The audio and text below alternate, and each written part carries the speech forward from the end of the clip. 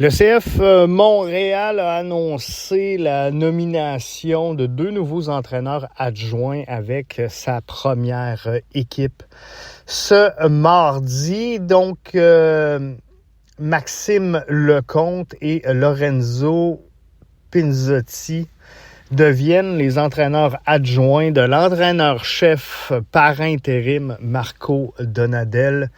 Après 5 ans dans l'académie du CF Montréal, Maxime Lecomte, que plusieurs ont eu des bons mots à son égard, un gars de la maison surtout. Donc, il fera le saut avec l'équipe première. Il est entraîneur-chef des U18 en MLS Next. De 2022 à 2024, il a été derrière le banc des U17 du club. Il a aidé les moins de 17 ans à une qualification en série MLS Next Cup en 2024. Donc, ça, c'est une bonne prise. Il est diplômé de l'École de sciences de gestion de l'UQAM.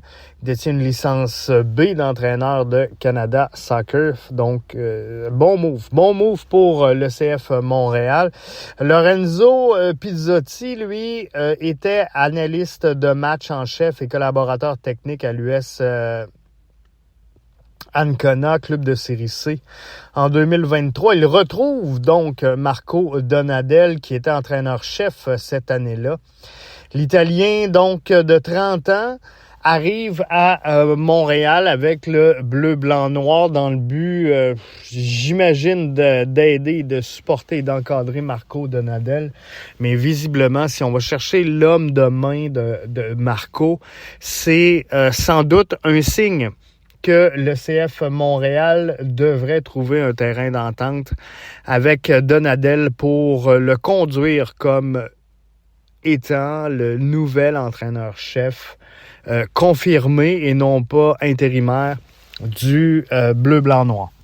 Donc, le CF Montréal doit maintenant modifier son alignement parce que cette équipe-là a été conçue, a été faite, a été pensée, a été recrutée dans l'objectif d'évoluer dans un schéma tactique comprenant une défensive à 3. On évolue maintenant dans une défensive à 4.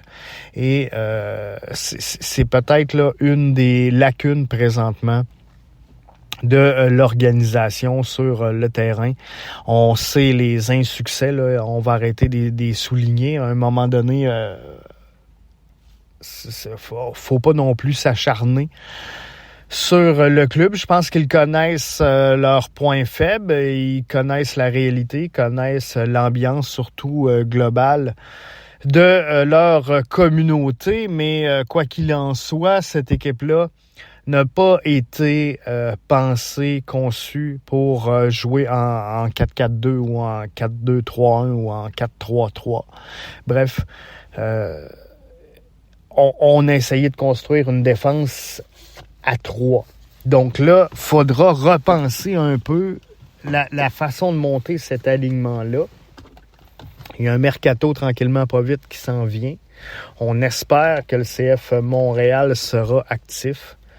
On espère qu'il fera des moves significatifs pour parvenir à mettre un schéma tactique avec une défense à 4 qui fasse une certaine logique. Présentement, c'est compliqué donc de finir les jeux. On n'a peut-être pas les bonnes données ou les bons joueurs techniquement pour aller fournir nos attaquants. On ne se cachera pas, Prince Owusu ne fait pas le travail. On l'a dit, on l'a mentionné, je ne vais pas non plus m'acharner sur le dossier Prince Owusu. Le gars ne fait pas le travail. Il est payé pour faire un travail et il le fait pas. Ceci étant, est-ce qu'on le met dans les meilleures dispositions avec les meilleurs éléments pour le faire jouer? Donc, peut-être pas. Est-ce que Joey Saputo va laisser ses gars avoir l'air fou comme c'est le cas présentement avec une formation moribonde qui s'en va dans n'importe quelle direction qui n'a rien d'excitant? À regarder présentement. Je pense pas sincèrement que Joey Saputo va laisser ces garçons porter le blâme de la pire saison de l'histoire alors qu'ils arrivent à la barre de cette équipe-là. Quoi qu'il en soit, il y a peut-être un plan. Il y a peut-être un plan puis qu'on le connaît pas. Il y a peut-être une transformation qui est en train de se faire chez l'organisation du CF Montréal. Et vous le savez, là, le CF Montréal, historiquement, n'est pas reconnu pour sa transparence et de livrer son intention dans ce qu'il veut faire. Donc, peut-être qu'il y a un plan et que c'est un mot que je pensais plus inutilisé. C'est peut-être une année de transition chez le CF Montréal pour revenir là, sur peut-être de nouvelles bases ou encore un nouveau projet sportif. On va se le souhaiter collectivement. Petit aparté. Dommage. Laval, hier, a mangé une baffe. S'est effondré en deuxième demi. Hein. C'était à 38e, je pense. 38e minute, c'était encore 0-0 au championnat canadien. Laval FC qui affrontait York United et ça a fini 5-0 dans cette rencontre-là. Mais c'est dommage parce que c'était réellement bien parti. Pour vrai, c'était bien parti pour l'organisation et ils ont tenu le fort longtemps. Maintenant, faudra voir là, qu'est-ce qui va se passer pour la suite. Pour Laval, j'espère qu'ils vont garder, somme toute, la tête haute puisqu'ils le méritent. Mais, quoi qu'il en soit, ça continue ce soir. Ça continue ce soir, ce fameux championnat canadien. Et c'est sûr qu'on va suivre ça avec vous autres pour voir qu'est-ce qui il va se passer pour la suite.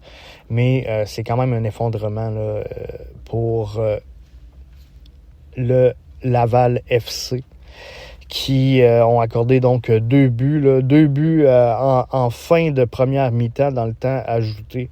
Et finalement, ça a fini par 5-0. C'est jour de match encore aujourd'hui dans le championnat canadien. Valour, TSS Rover FC, Forge, Halifax Wanderers, c'est également dans les matchs du jour. Donc, on va suivre ça. On va suivre ça pour vous et on vous tient au courant. Donc, lâchez-nous pas. Vous êtes à BBN Soccer.